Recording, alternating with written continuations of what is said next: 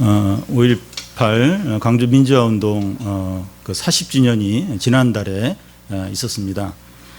광주 민주화운동이 일어난 지 40년이 되니까 그 당시에 목숨을 잃은 희생자의 가족이나 고문을 당했던 사람들이 하고 싶은 이야기를 하고 또 피해자들에 대한 보상이 좀 이루어진다고 생각됩니다. 그런데 매년 광주와 민주화 운동을 기념하는 날이 이제 다가오면 이제 나오는 이야기가 누가 발포 명령을 했느냐, 헬기 사격이 있느냐 하는 이제 것입니다.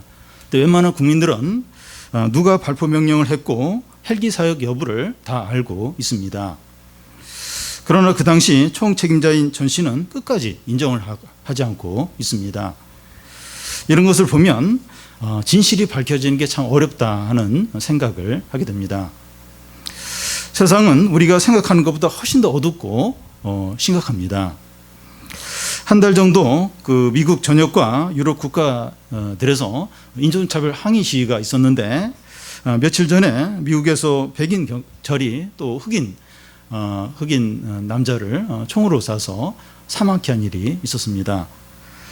이 세상은 진실, 정의, 진리와 너무나 멀다는 생각을 하게 됩니다. 그런데 이 진실 중에 진실이고 진리 중에 진리인 이 복음과 예수 그리스도를 세상이 인정하고 사람들이 받아들인다는 것은 불가능합니다. 모든 사람들이 복음을 대적하는데 그 사람들 중에서 복음을 믿는 사람이 있는데 이 자연적으로 믿게 된 것이 아니라 하나님의 은혜와 성령의 역사 때문입니다. 이 하나님의 그 은혜가 있어서 그렇지 자연적으로 아무도 안 믿어. 아무도 안 믿습니다. 세상 사람들이 복음을 대적하니까 신자들에 대해서도 대적을 하죠. 시편 69편은 세상 사람들이 성도들에 대해서 어떻게 대하는가 하는 것을 다룹니다. 이 시편은 다윗의 시입니다.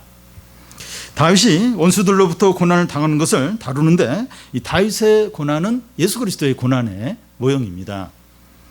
신약 성경이 이 시를 7곳에서 인용을 하는데 예수 그리스도의 그 시편이라고 할 정도로 아주 유명한 시편입니다. 시편 22편하고 시편 69편이 많이 인용을 해요. 예수 그리스도에게 인용을 하는데 아주 유명한 그런 시편입니다. 시편 69편은 이제 크게 세 편으로 나눌 수 있는데 세 부분으로 나눌 수 있는데 이 첫 번째 부분은 사면초가의 다윗, 두 번째 부분은 원수를 심판해 달라고 기도하는 다윗이고 세 번째 부분은 하나님 여호와 하나님을 찬양하는 부분입니다. 이 시간에 이 첫 부분인 사면초가의 다윗을 살펴보겠습니다. 1절에서 12절까지인데 그 어떤 내용인가 하면 이 성도의 고난의 심각함, 또 이 성도의 고난의 성격이 어떠하고 또 고난받는 이유가 뭐고 고난의 모습이 어떠한가 하는 것을 이제 보여줍니다. 먼저 그 성도의 고난의 심각함입니다. 1절, 2절을 한 절씩 교대로 읽겠습니다. 하나님이여 나를 구원하소서 물들이 내 영혼에까지 흘러 들어왔나이다.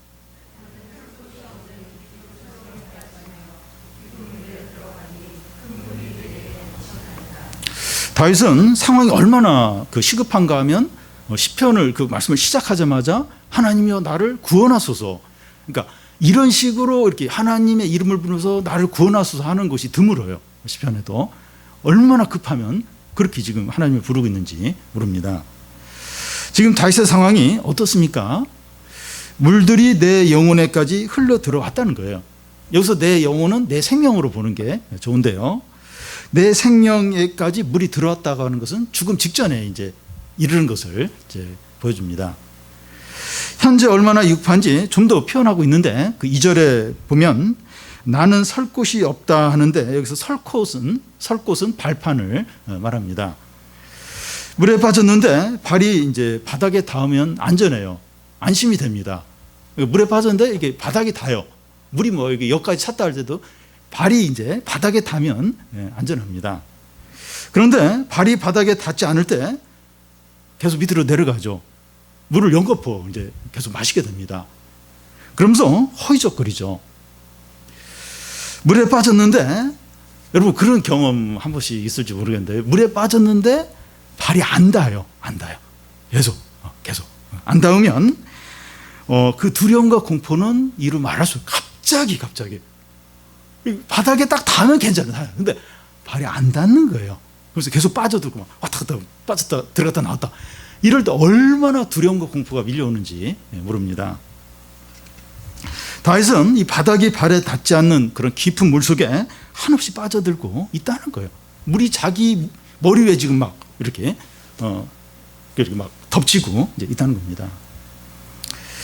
다윗이 현재 처한 상황이 어떤지 구체적으로 이제 말하지 않아서 잘 모르겠지만 사울 왕에게 쫓길 때가 아닌가 생각됩니다. 한 번은 사울 왕이 군인들을 데리고 다윗과 그의 사람들을 추격을 하는데 산 하나를 두고 이 사울과 군인들이 이제 그 다윗을 이제 추격을 하는데 손만 뻗으면 이제 시간 문제예요. 잡힐 그런 상황에 이제 있었습니다. 다윗은 막 그 상황에서 너무 이제 두려움에 이제 사로잡혔죠. 근데 그때 이제 블레셋이 쳐들어왔다는 그런 이제 그런 정갈이 와서 사울이 다윗을 추격하는 것을 포기하고 돌아가게 됩니다.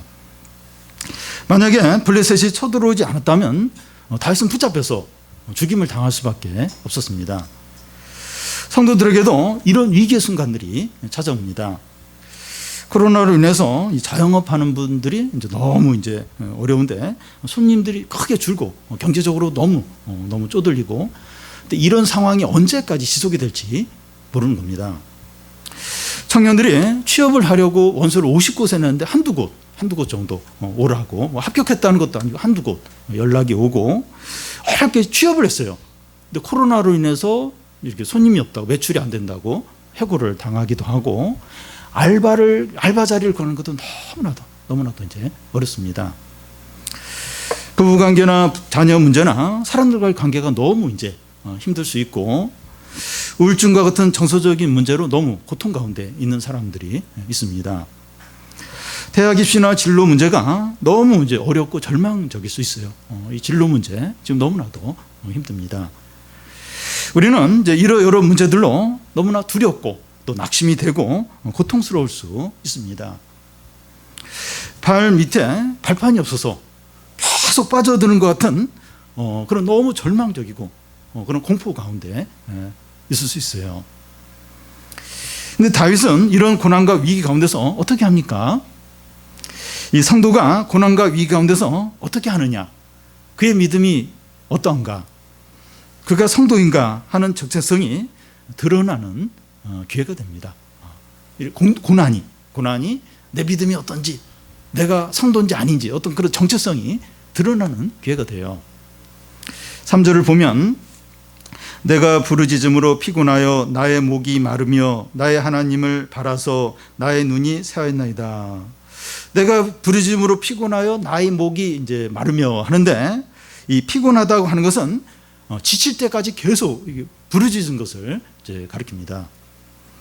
또 나의 목이 마르며 하는데 목이 쉴 정도로 계속 막 울부짖으면서 이제 기도를 이제 한 겁니다.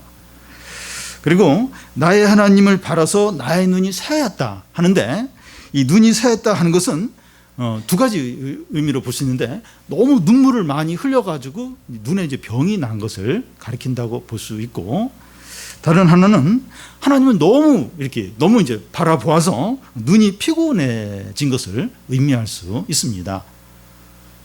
핸드폰을 너무 오랫동안 2시간씩 뭘 보는지 모르겠지만 2시간씩 3시간씩 보고 나서 피곤해요. 한 일 없이 핸드폰 봤는데 막 눈이 너무 막 침침해지고 피곤해지는 것처럼, 이 하나님을 너무 바라보니까 눈이 막 나빠졌다는 거예요. 하나님을 너무, 물론 이제 하나님을 시각으로 이제 눈으로 직접 바라보는 건 아니지만 어쨌든 하나님을 이제 비유적인 표현인데 너무 많이 오랫동안 바라봐서 막 눈이 막 너무 피곤하고 이제 아프다는 거예요.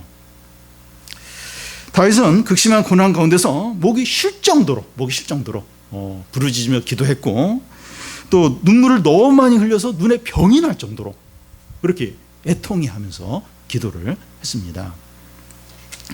여러분, 다윗이 이 고난 가운데서 이렇게 했다고 하는 것은 하나님에 대한 믿음, 확신, 인내를 가지고 기도한 것을 이제 말합니다. 다윗은 시편 69편뿐만 아니라 수많은 시편에서 고난 가운데 있을 때 하나님께 믿음과 확신과 인내를 가지고 부르짖으면서 기도한 것을 볼 수가 있어요. 그러니까 그런 시편이 너무나 많아요. 이렇게 믿음과 확신과 인내하면서 막 부르짖으면서 기도한 그런 시편이 너무나 많습니다. 다윗은 예수 그리스도의 모형입니다.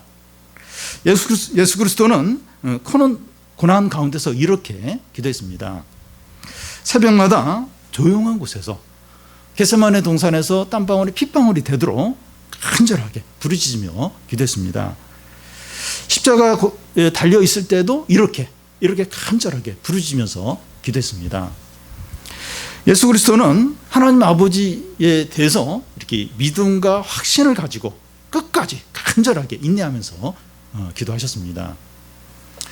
여러분, 이 성도는 큰 고난과 위기 가운데서 이렇게 반응하는 자입니다. 성도만 이렇게 해요. 성도만 이렇게 합니다. 하나님을 믿음으로 바라보고 확신 가운데 부르짖고 끝까지 인내하면서 기도합니다. 최근에 이 군대 간 그 두 형제가 신우주하고 원재현인데 훈련소 생활하면서 너무 힘들어가지고 하루에 5번씩 기도하고 기도를 많이 지금 하고 있다고 합니다. 제일 반가운 소식인데 그래서 군대가 필요하다 이런 생각을 하게 됩니다. 현재 우리에게 극심한 고난이 있는데 믿음으로 인내하며 기도하고 있다면 우리는 그리스도인인 것이 분명해요. 왜냐하면 그리스도인이 아니라면 이렇게 극심한 고난이 있는데 막 인내하면서 확신을 가지고 기도하는 사람이 없어요. 그럴 수가 없어요. 근데 극심한 고난 가운데 고난인데 그 믿음과 확신을 가지고 인내하며 기도한다. 그 사람은 반드시 그리스도인입니다. 기도응답이 되어서 그 어려움이 해결되고 안 되고는 두 번째 문제예요. 큰 어려움 가운데서 확신을 가지고 끝까지 기도한다는 자체가 하나님의 자녀인 것을 증거하고 그는 영생을 가졌고 하나님 나라를 소유했다고 볼 수 있습니다. 그러니까 응답이 되면 너무 좋죠. 근데 응답이 안 돼도 어떤 면에서 그건 둘째 문제예요. 그가 하나님의 자녀라는 걸 증거해요. 그리고 이미 그는 영생을 가졌어요. 하나님 나라를 소유를 한 것입니다. 성도는 죽을 것 같은 그런 위기가 닥쳤을 때 하나님 아버지께 믿음과 확신을 가지고 끝까지 인내하는 자입니다. 다음은 이제 성도의 고난의 성격입니다. 이 4절을 보면 우리 같이 한번 읽겠습니다. 까닭없이 나를 미워하는 자가 나의 머리털보다 많고 부당하게 나의 원수가 되어 나를 끊으려고 하는 자가 강하였으니 내가 빼앗지 아니한 것도 물어주게 되었나이다. 다윗이 당한 고난의 성격은 그 까닭없이 또 4절 중간에 보면 부당하게 당하는 이제 고난입니다. 분명한 죄나 혐의 어떤 증거가 없는데 그냥 일방적으로 당하는 고난입니다. 그러니까 분명히 뭐가 잘못했기 때문에 또 분명한 어떤 죄가 있어서 고난을 당하면 괜찮아요. 근데 까닭 없이 부당하게 막 고난을 일방적으로 당하는 겁니다.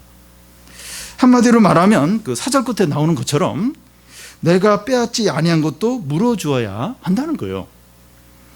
이 근거나 증거도 없이 그냥 도둑과 범죄자로 취급을 받는 겁니다. 그냥 훔치지도 않았는데 내가 가져가지도 않았는데 물어내라는 거예요. 그러니까 도둑으로 그냥 그 범죄자로 그냥 취급을 받는 겁니다.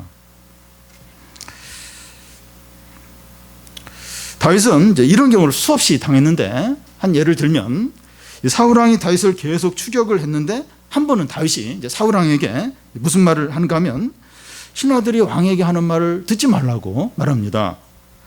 다윗이 왕에게 반역을 해서 왕을 죽이고 자기가 왕이 되려고 한다고 신하들이 자꾸 사울 왕에게 그런 얘기를 하는 겁니다. 다윗은 그런 생각이 전혀 없는데 사울 왕과 그의 신하들은 다윗을 반역자로 모함해서 죽이려고 하는 겁니다. 까다롭이 부당하게 다윗을 이제 범죄자로 취급해서 이제 없애려고 이제 하는 거죠. 다윗은 예수 그리스도의 모형입니다. 예수님도 까닭없이 부당하게 반역자로 모함을 받아서 죽임을 당하셨습니다. 예수님은 이스라엘 왕이 되어서 로마에 대항할 그런 생각이 없었는데 그런 반역자로 부당하게 모함을 당해서 십자가에 달려 죽으셨어요. 이 4절 끝 부분의 말씀이 예수님께 이제 해당한다고 할 수 있는데, 내가 빼앗지도 아니한 것을 물어주게 되었다는 거예요. 내가 취하지도 않는데 값을 치른다는 의미예요. 내가 그거 안 가져갔어요. 근데 그런 것처럼 이제 값을 치른다는 거예요. 예수 그리스도의 핏값으로 우리의 죄가 용서된 것을 말한다고 할 수 있습니다. 예수 그리스도는 아무 죄도 짓지 않았고 우리가 죄를 지었죠. 그런데 마치 예수님이 죄를 진 것처럼 십자가에 달려 죽으신 겁니다. 예수 그리스도는 죄를 하나도 안 지었어요. 근데 죄인처럼 죄값을 치르셨어요. 우리 죄를 제가 용서받도록 하기 위해서 이제 그렇게 하신 겁니다. 여러분, 성도는 까닭 없이 부당하게 고난을 받을 때가 있습니다. 베드로는 너희가 애매히 고난을 받더라도 잘 참으라고 그렇게 말합니다. 우리는 이유 없이 부당하게 애매히 고난을 받을 때가 종종 있어요. 물론 법적으로 시비를 가릴 수 있으면 가려서 이제 그렇게 이제 이렇게 어떤 것을 이제 밝히고 또 보상 받을 수 있으면 그러면 좋은데, 그러기는 애매하고 상대방과 똑같이 악해야만 뭔가 이렇게 얻을 수 있다면 그냥 고난 받으라는 겁니다. 고난 받으라는 거예요. 그런데 부당하게 애매히 고난을 받더라도 분명히 해야 할 것이 있어요. 뭐 애매하게 이제 고난을 받을 수 있어요. 막 그걸 이렇게 막 밝히고 보상을 받으려면 똑같이 저 사람처럼 막 악하게 해야 되는데 그렇게 하지 않고 그냥 고난 받을 수 있어요. 그렇지만 분명히 해야 할 것은 있습니다. 5절을 보면 같이 읽겠습니다. 하나님이여, 주는 나의 우매함을 아시오니 나의 죄가 주 앞에서 숨김이 없나이다. 다윗의 이 말은 그가 하나님 앞에서 자기 죄를 고백하면서 이 자기가 죄인인 것을 이제 인정하는 것 같은데, 이제 그런 의미가 아니라 이 하나님 앞에서 만물이 벌거벗은 것 같기 때문에 그 하나님은 자기를 다 아신다는 거예요. 이 말을 이제 그대로 보면 내가 이런 죄를 지었고 내가 죄인입니다 하는 걸 고백하는 것처럼 보여요. 근데 그런 의미가 아니라 만물이 하나님 앞에 다 발가벗은 것처럼 드러난다는 거예요. 그래서 그 하나님이 나에 대해서 다 아신다 하는 그런 의미입니다. 다윗 자신이 죄가 없다는 것을 하나님이 다 아신다는 거예요. 이것은 이제 다윗이 완전히 의롭다는 이야기가 아니라 어떤 부분에서 이제 의롭다는 겁니다. 예를 들어서 사울 왕이 다윗이 반역해서 왕이 되려 한다 이렇게 믿고 있는데, 다윗은 자기는 죽은 개와 같고 그런 생각을 전혀 갖고 있지 않다고 하면서 하나님이 다 아신다 이런 말을 이제 사울 왕 앞에서 몇 번 했습니다. 왕이 되는 문제에 대해서 다윗은 죄가 없다, 어떤 욕심을 품고 있는 게 없다, 그걸 하나님이 다 아신다는 거예요. 하나님이 나의 모든 걸 다 아신다는 거예요. 그래서 그 부분에 있어서 나는 어떤 욕심이나 악한 생각을 갖고 있지 않다는 걸 하나님이 다 아신다. 그렇게 이제 확신을 이제 하고 있는 겁니다. 바울도 이와 비슷한 말을 한 적이 있습니다. 바울은 이제 유대 동족들에게 이제 모함을 이제 많이 받았는데 성전을 모독하고 또 율법을 지키지 말라 이렇게 가르쳤다는 겁니다. 바울은 이제 사람들의 비난에 대해서 나는 다른 사람의 이 비판이나 내 자신의 어떤 판단에 매이지 않고 그 주님의 판단에만 그 내 자신을 맡긴다고 그렇게 말했습니다. 그러니까 엄청나게 막 사람들이 비난하고 비판을 해요.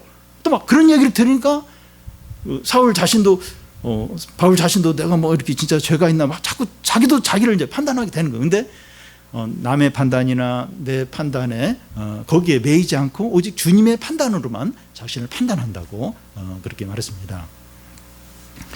우리가 세상을 살아가면서 근거도 없이 부당하게 이 주위 사람들로부터 오해와 비난과 불신과 무시를 당할 때가 있습니다. 물론 우리가 잘못하거나 실수를 해서 그런 때도 있지만 그런 경우가 아니라 나는 나름대로 정직하게 믿음으로 했는데 그런 오해나 불신을 받을 때가 있습니다. 그런 일들을 일일이 다 이제 설명하기가 곤란한 경우가 있어요. 그런 일이 쌓이면 마음이 무거워져요. 또 우울해지고 부정적이 될 수 있습니다. 나는 나름대로 이렇게 바르게 믿음으로 하려고 하는데 계속 사람들이 의심하고 오해하고 말들이 많고, 근데 나는 분명히 이렇게 분명히 잘못한 게 없는데 자꾸 어떤 취급을 받으면 우울해져. 자기 자신에 대해서 부정적인 생각을 갖게 됩니다. 그럴 때마다 스스로 돌아보면서 막 이렇게 정리를 하려고 하는데 이미 이제 상처를 받아 버려서 안 되는 거예요. 내가 아무리 이렇게 하려고 해도 안 되는 겁니다. 이런 상태에 있는 우리에게 필요한 것이 뭡니까? 하나님 앞에서 확신을 하는 겁니다. 하나님 앞에서 내가 정직했고 성실했고 또 거짓이 없다는 것을 확신을 하는 겁니다. 내가 뭐 완전하게 그렇다, 그래서 그런 게 아니라 어떤 부분에 대해서 내가 그래도 정직하고 이렇게 믿음으로 했다, 그런 확신을 갖는 겁니다. 우리 자신이 나름대로 믿음으로 했어도 사람들이 자꾸 뭐라 그래요. 자꾸 뭐라고 하고, 그러면 내 자신도 이제 혼란스러우면서 방황을 하게 됩니다. 그런데 주위에서 비난을 하고 내 자신도 부정적인 생각이 들어도 하나님 앞에서 정직했으면 흔들리지 않는 확신을 갖는 겁니다. 완전해서 그게 아니라 그래도 나는 나름대로 그래도 믿음을 했다, 정직하게 했다. 그러면 주위 사람들이 막 하고 막 결과도 안 좋고 막 또 우리 눈에 보이는 걸 보면 또 나도 뭐 문제가 많은 것 같고 막 그런 생각이 드는데, 하나님 앞에서 다 확신을.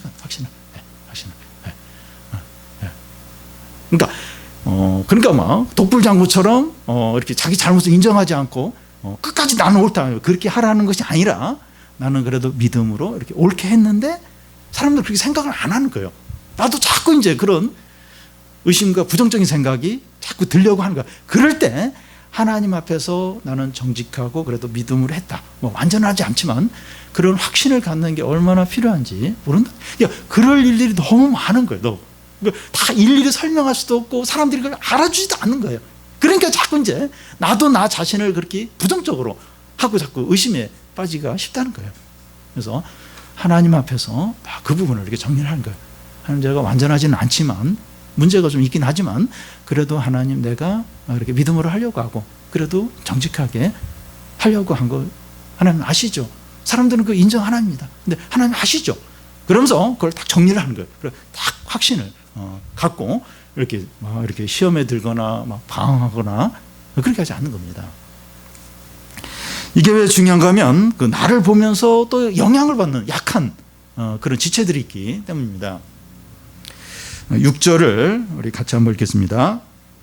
주 만군의 여호와여, 주를 바라는 자들이 나를 인하여 수치를 당하게 하지 마옵소서.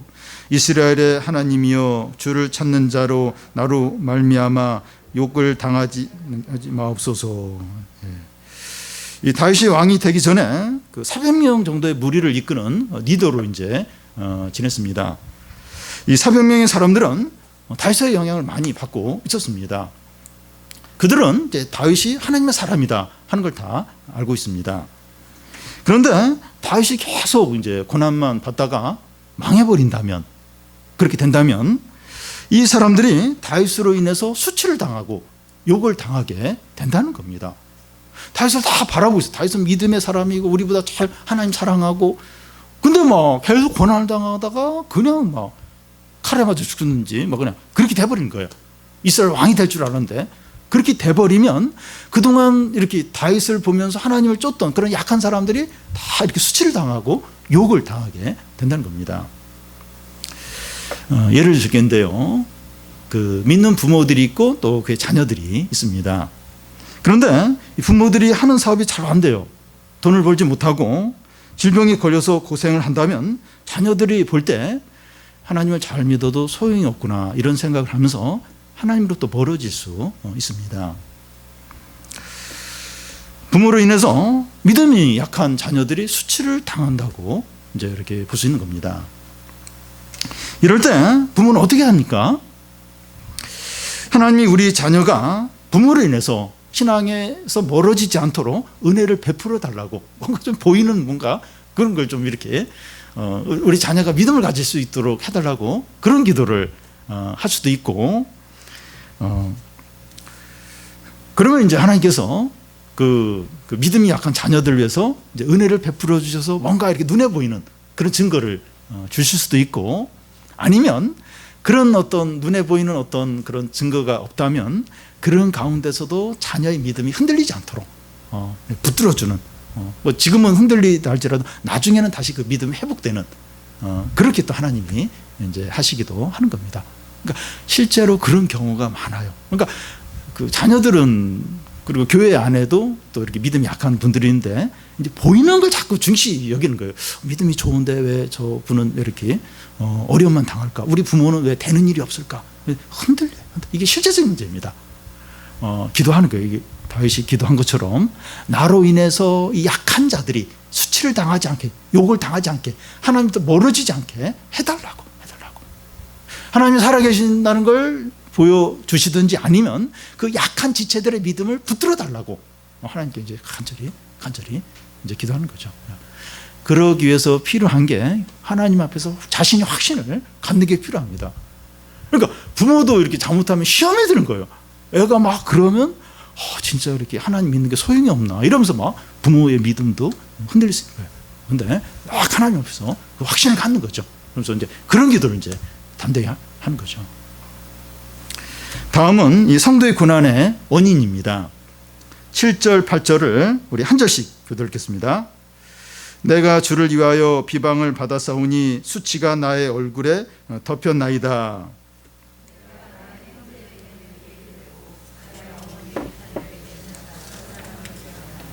네. 다윗이 비방받는 이유가 7절 앞에 보면 내가 주를 위하여 라고 합니다. 주의 이름과 주의 영광과 주의 뜻을 위하여 비방받는 자가 성도입니다. 가장 가까운 가족 안에서도 주님을 위해서 비방받는 일이 있습니다. 내가 나의 형제에게 객이 되고 나의 어머니의 자녀에게 낯선 사람이 되었다는 거예요.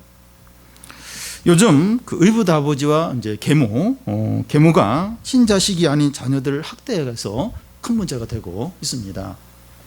그런데 같은 형제이고 가족인데 신앙 문제 때문에 학대하고 비방하는 경우가 있다는 겁니다. 다윗은 이제 그리스도의 모형인데 그 예수 그리스도에게도 이런 비슷한 일이 실제로 생겼습니다.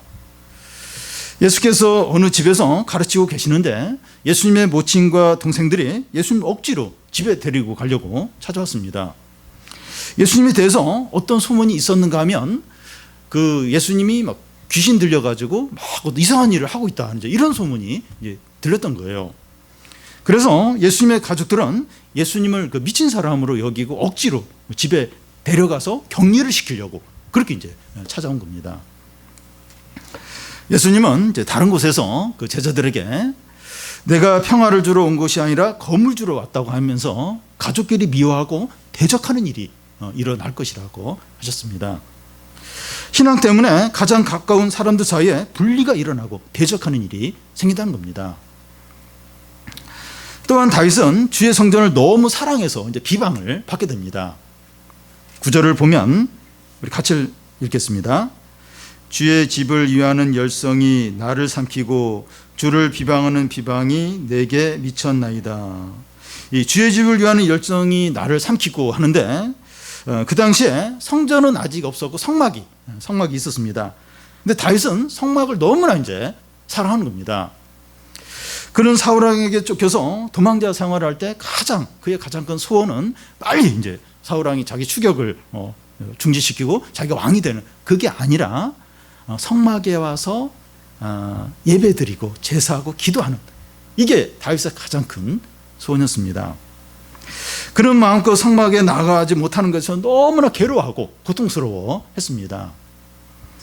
성막 안에는 이제 언약궤가 있는데 다윗이 이제 왕이 되면서 언약궤를 다윗성으로 이제 옮기게 되는데 그거 얼마나 기뻐하고 좋아했는지 이 언약궤 앞에서 막 어린애까지 뛰는 거예요. 뛰면 막 노래하고 춤을 추는데 막 속살이 보일 정도로 그렇게 막 뛰면서 기뻐했습니다. 다윗은 예수 그리스도의 모형인데 그 요한복음 2장에 보면 예수께서 성전에서 장사한 자를 쫓아내시는 장면에서 성전에 대한 그 예수님의 그 사랑이 얼마나 컸는가 그걸 표현하면서 이 9절 말씀, 오늘 말씀을 이렇게 이 구절 말씀을 인용을 하고 있습니다. 주의 전을 삼아는 열심히 나를 삼키리라. 다윗이 주의 전을 삼아는 열심히 자기를 삼킨다고 했는데 그가 무엇을 그렇게 사랑하는 것일까요? 성막 보면 뭐 금으로 성막을 만든 것도 아니고, 근데 막 다윗이 그렇게 막 성막을 사모해요. 이 다윗이 뭘 그렇게 사모하는 겁니까? 주의 영광과 거룩이죠. 성도가 하나님을 사랑한다고 하는 것은 뭐 하나님의 선물들, 그 기도를 했는데 기도응답으로 어려움이 해결되고 좋은 일이 생긴 그 선물들 때문에 주님을 사랑하는 것이 아니라 주님의 영광과 거룩을 사랑하는 거죠. 우리도 이제 주님을 사랑한다고 할 때 주님 자체, 그 주님의 영광과 거룩을 사랑하는 겁니다. 이게 어떤 건지 예를 들겠는데요. 이 부부 관계에서, 부모와 자녀 관계에서, 성도들 관계에서 진정한 사랑이 뭡니까? 부부 관계를 예를 들면 남편이 돈을 벌어오니까, 그리고 또 뭐 이렇게 외식을 자주 시켜주니까, 또 아내가 밥을 해주니까, 맛있는 요리를 해주니까, 그래서 이제 부부를 사랑한다. 자녀는 부모가 용돈을 주니까, 또 부모는 애가 공부를 잘해서 부모를 이렇게 만족시키니까, 그래서 이렇게 사랑을 한다면 그 진정한 사랑이 아니죠. 거래죠. 조건적인 어떤 거래에 해당하는 거죠. 그러니까 우리가 이제 주님을 사랑한다고 할 때 뭔가 선물을 주는 거예요. 뭔가 눈에 보이는 이익이 있으니까, 그래서 이제 주님을 사랑한다면 진정한 사랑이 아니죠. 극심한 고난이 오면 버리죠. 에이 이러면서 버리죠. 교회 더 이상 안 나가죠. 진정한 사랑이 아니죠. 그러니까 그 자체, 남편이 아내를, 아내가 남편을, 부모가 자녀가, 자녀가 부모를, 그냥 그 자체를 그냥 이렇게 사랑하고 귀하게 여기는, 그게 이제 진짜죠. 그래서 우리가 주님을 사랑한다고 할 때 주님 자체라고 하는 것은 주님의 영광과 거룩이죠. 거룩. 그걸 기뻐하고 사랑하는, 그게 진짜 사랑인 거죠. 그래서 어떤 면에서 뭐 기도응답이 안 되고 뭐 어려움이 있고, 그건 중요한 거, 그렇게 결정적인 게 아니에요. 그건 이제 2차적인 거죠. 그러니까 주님 자신이 좋은 거예요. 주님의 영광과 거룩이 좋은 겁니다. 그걸 사랑하는 거죠. 그걸 기뻐하는 거죠. 그게 이제 그 주님에 대한 그 진정한 사랑이죠. 우리도 이제 교회를 사랑합니다. 이 코로나로 인해서 이 2달 동안 예배를 온라인으로 이제 드리면서 교회를 너무 오고 싶어하는 그런 분들이 있었습니다. 우리는 왜 교회를 사랑합니까? 이렇게 식사가 맛있어요. 교회에서 밥을 먹는 거 맛있고. 왜 맛있는가 하면, 그러니까 교회에서 먹어서 맛있어서 집에 가서 똑같은 걸 하면 맛이 없어요. 왜냐면 뜨거운 불에 이렇게 많이 하니까 이제 맛이 좋은데, 아니면 에어컨 시원해서, 어떤 분이 교회에 들어오면서 교회가 천국이다. 시원. 근데 요즘 문을 열어놔가지고 더 시원한데, 아니면 뭐 이렇게 성도들 교제, 심심한데 교제. 애들은 교회 오는 걸 너무 좋아해요. 와서 노니까. 이런 것 때문에 교회를 사랑합니까? 하나님의 영광과 거룩 때문이죠. 우리가 예배 드리고 찬양하고 기도할 때 하나님의 영광과 거룩을 느끼는 거예요. 그걸 이제 누리고 이제 경험하기 때문에, 그래서 교회를 사랑하는 거죠. 우리가 주님의 영광과 거룩을 사모할 때 우리가 주님과 이제 하나가 되는 거예요. 하나가 되는 겁니다. 그럴 때 어떤 일이 일어납니까? 9절 중간을 보면 주를 비방하는 비방이 내게 미쳤다는 겁니다. 원수들이 주님을 비방하는데 주님을 사랑하는 다윗까지 비방을 하는 거예요. 그러니까 주님을 막 이렇게 세상 악한 자들이 대적을 해요. 근데 이제 주님을 사랑하는 사람, 이 다윗까지도 이제 막 대적을 하는 겁니다. 하나님은 보이지 않으니까 하나님을 사랑하는 우리를 이제 대적을 하는 겁니다.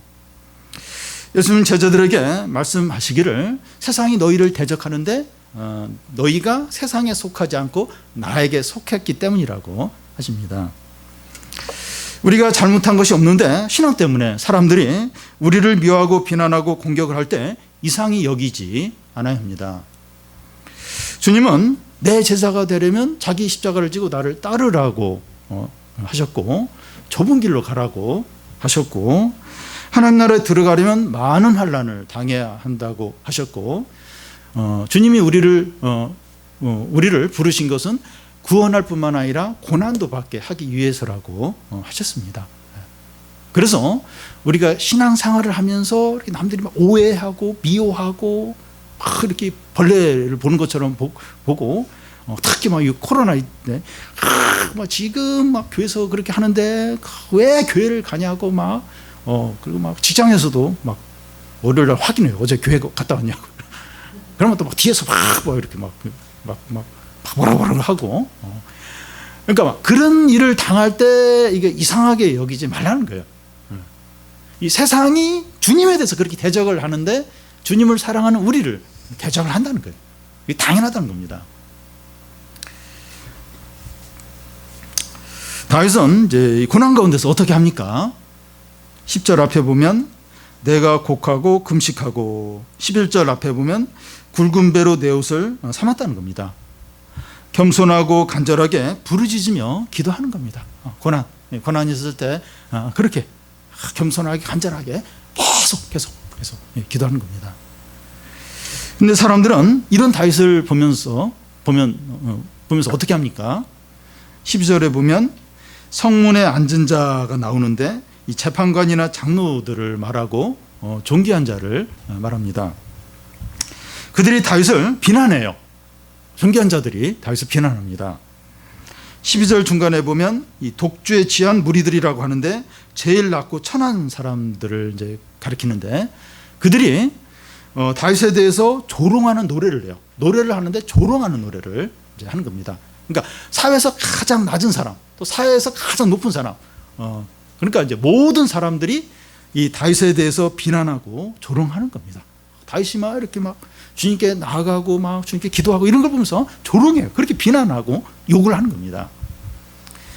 여러분, 이 성도의 믿음과 열심과 헌신이 세상 사람들에게는 하찮고 웃음거리밖에 안 되는 겁니다. 우리가 예배드리고 찬양하고 신앙생활 하는 것이 이 세상 사람들에게는 쓸데없고 조롱거리밖에 안 된다는 거예요.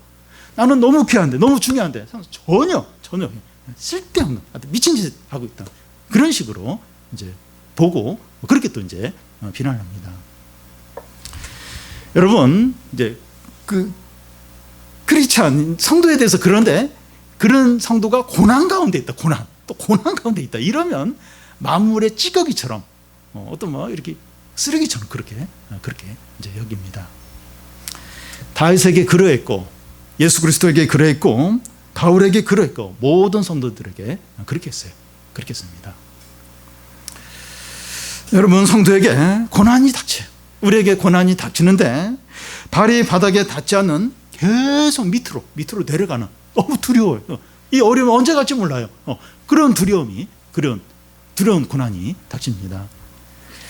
이런 고난 가운데서 믿음과 확신 가운데 끝까지 인내하는 자가 성도입니다. 성도.